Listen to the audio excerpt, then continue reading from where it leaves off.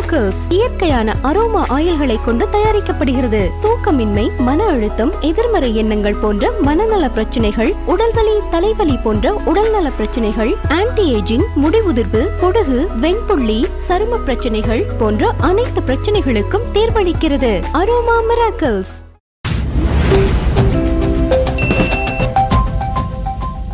இப்போ விஜய் அவர்கள் பெரம்பூர்ல தாக்கல் செஞ்சப்போ அதுக்கப்புறம் நிறைய வேட்பாளர்லாம் விஜய், ஜான், ஜோசப் அந்த மாதிரி விஜயோட பேர்லயே வந்துட்டு 7 பேர் வந்துட்டு தாக்கல் செஞ்சிருக்கா சொல்றாங்க. இது எதனால, என்ன நடக்குதுங்க? இது வந்து திமுகவுடைய ஒரு கேவலமான அரசியலினுடைய வெளிப்பாடு. இது ஏன் நான் இப்படி சொல்றேன்னா, இந்த உத்தியை கண்டுபிடித்ததே அவங்க தான். தன்னை எதிர்த்து ஒரு வேட்பாளர் நிற்பார், என்ன அவர் பேர் ராமசாமின்னு வச்சுக்கோமே. இவங்க என்ன பண்ணுவாங்க, அந்த தொகுதியில் இருக்கிற ஒரு 10-20 ராமசாமியை கண்டுபிடிச்சி சுயேட்சையாக வேட்புமனு தாக்கல் வைப்பாங்க. இப்போ மக்களை பொறுத்த வரைக்கும் சில பேர் சின்னத்தை பார்த்து ஓட்டு போடுவாங்க, சில பேர் பார்த்திங்கன்னா வேட்பாளர் பேரை மைண்டில் வச்சுக்கிட்டு போய் ஓட்டு போடுவாங்க. ஸோ அப்படி போகும்போது பார்த்திங்கன்னா நீங்கள் ராமசாமின்னு தேடும்போது 10 ராமசாமி இருப்பாங்க. ஆமாம், பதட்டத்தில் என்ன பண்ணுவாங்க அப்படின்னா, இந்த டம்மியாக போட்ட வேறு ராமசாமிக்கு ஓட்டு போட்டுருவாங்க. நீங்கள் அந்த ஓட்டு எண்ணிக்கையில் பார்த்தா தெரியும், இந்த திமுக அதிமுகவில் இருக்கிற ராமசாமி இவ்வளோ வாங்கியிருக்காரு. அதுக்கடுத்த மற்ற சுயேட்சைகள்லாம் பார்த்தீங்கன்னா 10 ஓட்டு 5 ஓட்டு வாங்கியிருப்பாங்க. ஆனால் இந்த டம்மியாக வேட்புமனு தாக்கல் பண்ண அதே பேரில் இருக்கிற வேட்பாளர், ஃபார் எக்ஸாம்பிள் ராமசாமின்னு வச்சுக்கிட்டா, அந்த ராமசாமிகள் ஆயிரக்கணக்கில் வாக்குகள் வாங்குவாங்க. என்ன காரணம்னா, இந்த குழப்பத்தில் அவங்களுக்கு வாக்கு விழுந்துடும். ஸோ அந்த உத்தியில் இன்றைக்கு விஜய்க்கு எதிராக விஜய்களும் ஜோசப்களும் ஜோசப் விஜய்களும் களத்தில் நிறுத்தப்பட்டிருக்காங்க. ஆனால் மக்களை பொறுத்த வரைக்கும் இப்போ பார்த்தீங்கன்னா, அந்த வாக்குப்பதிவு இயந்திரத்தில் கலர் ஃபோட்டோ ஒட்டுறாங்க, வேட்பாளருடைய கலர் ஃபோட்டோ ஒட்டுறாங்க. அப்போ விஜய்ங்கிறது சட்டுன்னு தெரிஞ்சிடும். நீ எத்தனை ஜோசப்புகள் விஜய்களை நிறுத்தினாலும் மக்களுக்கு விஜயினுடைய ஃபோட்டோங்கிறது தெரியும். எல்லாத்துக்கும் மேலே விசில் சின்னம்ங்கிறது கடைக்கோடி மக்கள் வரைக்கும் போய் சேர்ந்துருச்சு. என்ன, அப்போ ஒன்று பேரை பார்ப்பாங்க, இல்லை ஃபோட்டோவை பார்ப்பாங்க, இல்லைனா விசில் சின்னத்தை பார்த்து ஓட்டு போட்டுருவாங்க. அதனால் இந்த முறை திமுகவுடைய இந்த விஷயம் வந்து பெருசாக ஒர்க் அவுட் ஆகாது. அதே நேரம் மற்ற தாவேக்கா வேட்பாளர் இருக்காங்களா, இப்போ விஜய்ங்கிறவர் வந்து ஒரு பிரபலமான நடிகர், அவர் ஃபோட்டோவை பார்த்தவொடனே தெரிஞ்சிடும். ஆனால் இப்போ ஊர் பேர் தெரியாத தாவேக்கா வேட்பாளர்லாம் நிறைய பேர் இருக்காங்க. கிட்டத்தட்ட 232 வேட்பாளர்கள் மக்களுக்கு அறிமுகம் இல்லாதவங்க தான், ஒரு சிலர் தவிர. அவங்கள பொறுத்த வரைக்கும் பார்த்தீங்கன்னா, அந்த விசில் சின்னத்தை வச்சு தான் அவங்கள அடையாளம் காண முடியும். சார், இப்போ தேர்தல் கமிஷன் எந்த அளவுக்கு சார் நியாயமாக நடந்துட்டு இருக்காங்க? ஏன்னா நிறைய சூழ்ச்சி தாவேக்கா எதிர்த்து நடக்குது. அப்படிங்கிறப்போ அவங்கள விலை கொடுத்து வாங்கிட்டா மேபி பெட்டியெல்லாம் மாற்றுறதுக்கு வாய்ப்பு இருக்குல்ல? அதாவது தேர்தல் கமிஷன் வந்து நியாயமாக நடந்து கொள்ளும் அப்படின்னு ஒருத்தர் நம்பினார் அப்படின்னா, என் பார்வையில் அவரை விட ஒரு அப்பாவி யாரும் இருக்க முடியாது. ஒருவேளை நீங்கள் அப்படி நம்புனீங்கன்னா நீங்கள் வந்து ஒரு மிகப்பெரிய அப்பாவியாக தான் நான் அர்த்தப்படுத்திக்கணும். என்னை பொறுத்த வரைக்கும் நான் தேர்தல் ஆணையத்தை நம்பவில்லை. அது ஒரு ஒன்றிய அரசனுடைய ஏவல் நாய்களில் ஒன்றாகத்தான் நான் பார்க்குறேன். இப்போ தேர்தல் ஆணையம் நியாயமா இல்லைன்னா இப்போ எலெக்ஷனில் நிறைய சூழ்ச்சி பண்ணுவாங்களே, ஓட்டு கவுண்ட் சதவீதம், அது நிச்சயமாக நடக்கும், அதில் எந்த மாற்றமும் இல்லை. வேணா ஒரு தகவல் சொல்கிறேன், இந்த இதை கூட நீங்கள் கட் பண்ணி கூட வச்சுக்கலாம். தமிழ்நாட்டை பொறுத்த வரைக்கும் பாஜகவுக்கு எந்த செல்வாக்கும் இல்லை. மக்கள் வந்து அதை ஒரு கட்சியாகவே அங்கீகரிக்கலை. அது ஒரு மதவாத கட்சி, மக்களை மதத்தின் பெயரால் பிளவுபடுத்துகிற கட்சி. அதனால தான் அந்த கட்சியை வந்து மக்கள் வந்து அப்படி ஒரு நோட்டா லெவலில் தான் வச்சுருக்காங்க. நீங்கள் பாருங்கள், இந்த தேர்தலில் பாஜக சில இடங்கள் கூடுதலான இடங்களில் வெற்றி பெறுவதற்கு வாய்ப்பு இருக்குது. கடந்த முறை 4 தொகுதிகளில் ஜெயிச்சிருக்காங்கல்ல, இப்போ பார்த்தீங்கன்னா ஒரு 10-15 அவர்களுடைய எண்ணிக்கையை அதிகரிப்பதற்கு வாய்ப்பு இருக்குது. ஆமாம், இது நிச்சயமாக மக்கள் வாக்களித்ததின் அடிப்படையில் இந்த வெற்றி இருக்காது. இது வந்து தேர்தல் ஆணையத்தின் உதவியில் இந்த வெற்றிங்கிறது சாத்தியமாவதற்கு வாய்ப்பு இருக்குது. அப்போ இதன் மூலமே தேர்தல் ஆணையத்தினுடைய நம்பகத்தன்மை எப்படி அப்படிங்கிறத நம்ம புரிஞ்சுக்கலாம். சாத்தான்குளம் கேஸ், பட் இந்த கேஸ் நடந்தது பார்த்தீங்கன்னா எடப்பாடி அவர்கள் முதலமைச்சராக இருந்த டைமில். ஸோ அவருக்கு வந்துட்டு சரிவானதுக்கு இந்த ஒரு கேஸ் முக்கியமான ஒரு காரணம் அப்படின்னு சொல்கிறாங்க.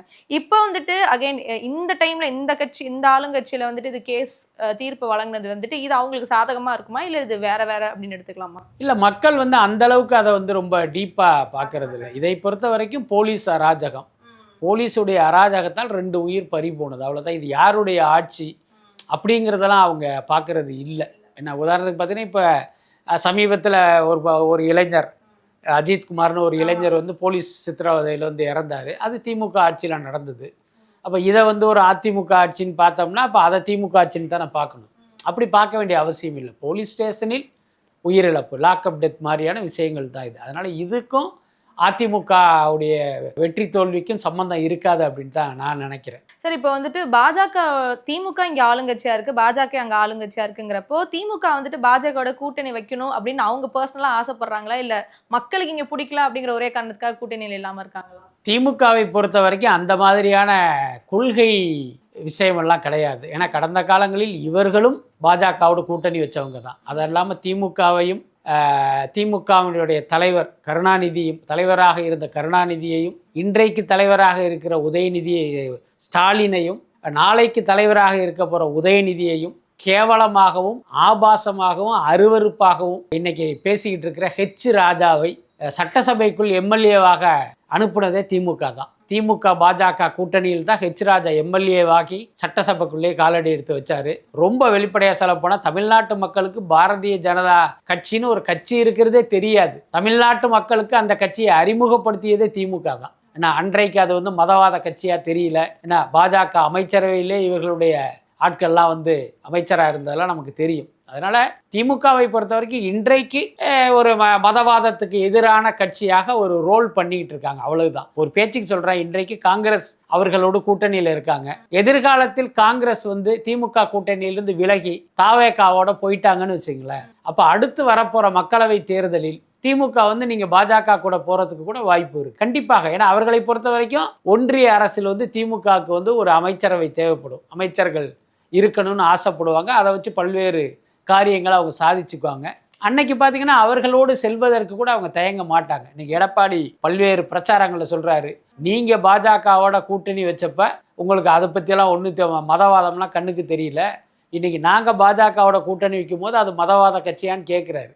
ஏன்னா அந்த கேள்வி வந்து ஒரு நியாயமான கேள்வி தானே. அதனால் இப்போ திமுகவை பொறுத்த வரைக்கும் தேர்தல் வெற்றிக்காக எப்பேற்பட்ட சமரசமும் செய்வதற்கு தயங்க மாட்டாங்க. அதுக்கு பெரிய உதாரணம் தேமுதிக என்கிற ஒரு லெட்டர்பேடு கட்சிக்கு எவ்வளவு தொகுதிகள் கொடுத்தாங்கங்கிற அந்த ஒரு விஷயமே போதுமான சாட்சின்னு நினைக்கிறேன். சார் இப்போ திமுக வந்துட்டு ஒரு நிறைய வீட்டுக்கு வந்துட்டு நிறைய காசு கொடுத்து தான் ஓட்டை வாங்குறாங்க அப்படிங்கிறது தெரியும். இப்போ தாவேகா ஏதாவது காசு கொடுக்குறாங்களா, அவங்களுடைய நிலவரம் என்ன? எனக்கு தெரிந்து தாவேகா சார்பில் அந்த மாதிரி எதுவும் போனதாக தெரியலை.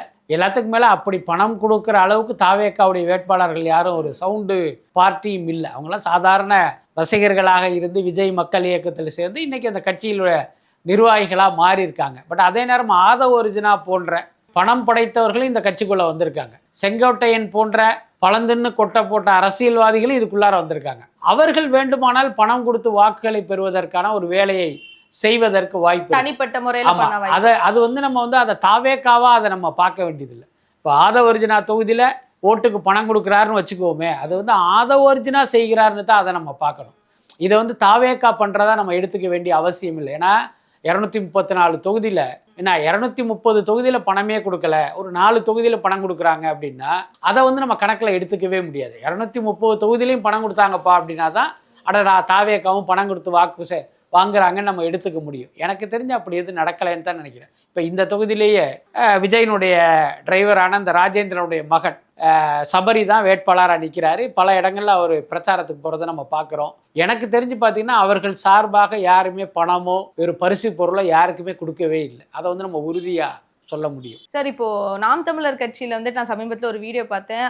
அது எந்த ஊருன்னு எனக்கு தெரியல. அங்க இருக்கிற ஒரு எம்எல்ஏ வேட்பாளர் வந்துட்டு ஒரு குட்டி யானையில தனியா போயிட்டு இருக்காங்க, யாருமே கண்டுக்கவே இல்லை, எல்லாருமே ரோடே காலியா இருக்கு. ஸோ இந்த அளவுக்கு மோசமா போயிட்டு இருக்கா அந்த கட்சி? நாம் தமிழர் கட்சி இந்த தேர்தலோடு வந்து தமிழக அரசியலில் இருந்து அப்புறப்படுத்தப்படும், அதுல எந்த மாற்றம் இல்லை. அரசியல் அனாதைன்னு ஒரு வார்த்தை இருக்கு. இந்த தேர்தல் முடிவுக்கு பிறகு நாம் தமிழர் கட்சி வந்து தமிழ்நாட்டை பொறுத்த வரைக்கும் ஒரு அரசியல் அனாதை தான். அதனுடைய முன்னோட்டம் தான் இப்போ நீங்கள் பார்க்குற காட்சிகள் எல்லாமே. எப்பயுமே ஒரு கட்சிக்கு மக்கள் ஆதரவு இருந்துச்சுன்னா ஒரு வேட்பாளர் வரும்போது வேடிக்கை பார்க்குறதுக்காவது ஒரு 10 பேர் பின்னால் வருவோம். ஆனால் இந்த கட்சிக்கு அந்த குட்டி யானையை ஓட்டுற டிரைவர் தவிர யாருமே வரல அப்படின்னா இந்த கட்சியினுடைய லட்சணத்தை புரிஞ்சிக்க வேண்டியதான். எல்லாத்துக்கும் மேலே சீமான் வந்து எக்ஸ்போஸ் ஆகிட்டார். ஒரு காலத்தில் அவர் மீது இளைஞர்களுக்கு ஒரு நம்பிக்கை இருந்தது. அதுக்கப்புறம் அவர் சில பேருடைய பார்வையில் அவர் ஒரு கோமாளியாக தெரிகிறாரு, இன்னும் சில பேருடைய பார்வையில் தேர்தல் வியாபாரியாக தெரிகிறாரு.